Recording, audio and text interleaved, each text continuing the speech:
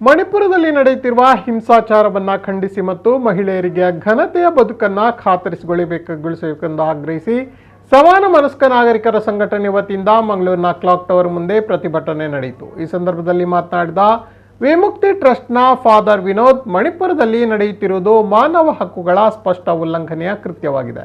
ಇಲ್ಲಿನ ಪೈಶಾಚಿಕ ಕೃತ್ಯದಿಂದ ಮಣಿಪುರ ಸರ್ಕಾರದ್ದು ಮಾತ್ರವಲ್ಲ, ದೇಶದ ಮಾನ ಮರ್ಯಾದೆಗೆ ಧಕ್ಕೆಯಾಗಿದೆ. ಅಲ್ಲಿ ಆಡಳಿತ ವ್ಯವಸ್ಥೆ ಇದೆಯೋ ಇಲ್ಲವೋ ಎಂಬ ಸಂಶಯ ವ್ಯಕ್ತವಾಗುತ್ತಿದೆ ಎಂದರು. ಕರ್ನಾಟಕ ಮಹಿಳಾ ವಿಶ್ವವಿದ್ಯಾನಿಲಯದ ಮಾಜಿ ಕುಲಪತಿ ಸಬಿಹಾ ಭೂಮಿಗೌಡ ಮಾತನಾಡಿ, ಇದು ಮಹಿಳಾ ಸಮಾಜದ ಮೇಲಿನ ಪ್ರಹಾರವಾಗಿದೆ. ಇದು ಅಕ್ಷಮ್ಯ.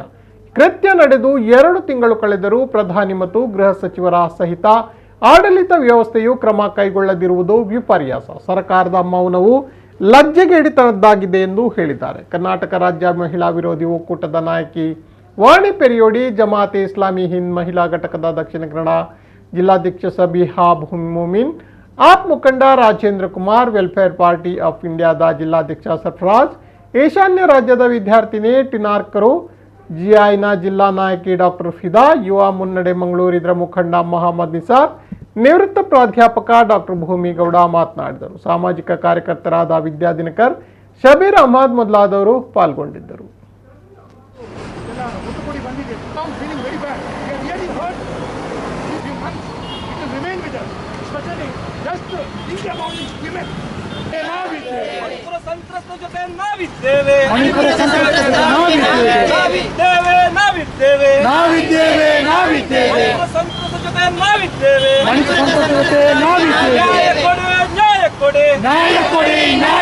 ಮಣಿಪುರದ ಮಹಿಳೆಯರಿಗೆ ನ್ಯಾಯ ಕೊಡಿ. ಮಣಿಪುರದ ಮಹಿಳೆಯರಿಗೆ ಮಣಿಪುರ ಸರ್ಕಾರಕ್ಕೆ ಧಿಕ್ಕಾರ. ನಿಜವಾಗಿಯೂ ಬೆತ್ತಲಾದ ಇಬ್ಬರು ಮಹಿಳೆಯರಲ್ಲ, ಅದರ ಬದಲಿಗೆ ನಮ್ಮ ಒಂದು ಭಾರತೀಯ ಸಂಸ್ಕೃತಿ ಏನಂತ ಉಂಟಂತ ಹೇಳ್ತಿದ್ದೇವಲ್ಲ, ಅದು ಬೆತ್ತಲಾಗಿದೆ. ನಮಗೆ ನಿಜವಾಗಿ ಎಷ್ಟು ನೋವಾಗ್ತದೆ ಅಂದರೆ, ಈ ಸರ್ಕಾರ ಇರುವುದು ಯಾವುದಕ್ಕೋಸ್ಕರ? ಕನಿಷ್ಠ ಪಕ್ಷ ಒಂದು ಜನರ ಮಾನ ಮರ್ಯಾದೆ ಕಾಪಾಡಲಿಕ್ಕೆ ಅವರಿಂದ ಸಾಧ್ಯತೆ ಇಲ್ಲ ಅಂತಾದರೆ ಇವರು ಯಾಕೆ ಇರಬೇಕಿಲ್ಲಿ? ಭಾರಿ ನೋವಾಗುವಂಥ ಇದೊಂದು ಪರಿಸ್ಥಿತಿ.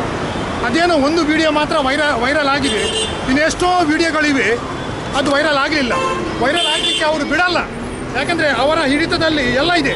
ಅವರ ಹಿಡಿತದಲ್ಲಿ ಇಂಟರ್ನೆಟ್ ಇದೆ, ಅವರ ಹಿಡಿತದಲ್ಲಿ ಇಡಿ ಇದೆ, ಅವರ ಹಿಡಿತದಲ್ಲಿ ಏನೇನೋ ಇದೆ. ಇನ್ನು ತುಂಬ ಹಲವಾರು ಸಿಡಿಗಳಿವೆ. ಅವರಿಗೆ ನಿಜವಾದ ಅವರಿಗೆ ಅನ್ನಿಸುವ ಕೆಲಸ ಇಷ್ಟೇ. ಈ ಸರ್ಕಾರಕ್ಕೆ ಅನ್ನಿಸುವ ಕೆಲಸ ಅಂದರೆ ಇಡಿಗಳನ್ನು ಕಳಿಸುವುದು, CBIಗಳನ್ನು ಕಳಿಸುವುದು, ತನಿಖೆ ಮಾಡೋದು ಅಷ್ಟೇ. ನಿಜವಾದ ಅವರ ಕರ್ತವ್ಯ ಎಂಥದ್ದು? ನಿಜವಾಗಿ ಅವರು ಆಡಳಿತ ಮಾಡುವವರು ಪುಟ್ಟ ರಾಜ್ಯದಲ್ಲಿ ಇಷ್ಟೊಂದು ಜನರು ಸಾಯ್ತಾ ಇದ್ದಾರೆ, ಗಲಭೆಗಳು ಆಗ್ತಾ ಇವೆ, ಜನರಿಗೆ ಅನ್ಯಾಯ ಆಗ್ತಾ ಇದೆ.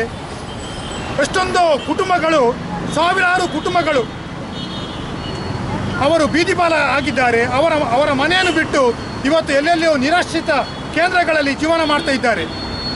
ಅವರನ್ನು ಕೇಳುವವರು ಯಾರೂ ಇಲ್ಲ. ಇಂಥ ಒಂದು ಪರಿಸ್ಥಿತಿಯಲ್ಲಿ ನಾವು ನಿಜವಾಗಿಯೂ ನಾವೊಂದು ಬೇರೆ ದೇಶದವರು, ಬೇರೆ ರಾಜ್ಯದವರು, ಆದರೆ ನಾವು ಭಾರತದಲ್ಲಿದ್ದೇವೆ. ಈ ನೋವು ನಮಗೆ ಸಹ ಆಗ್ತದೆ. ನಾವು ಸುಮ್ಮನೆ ಇರಲಿಕ್ಕೆ ಸಾಧ್ಯವಿಲ್ಲ, ಯಾಕೆಂದರೆ ಇದು ಭಾರತ ದೇಶದಲ್ಲಿ ಆಗುವಂಥದ್ದು.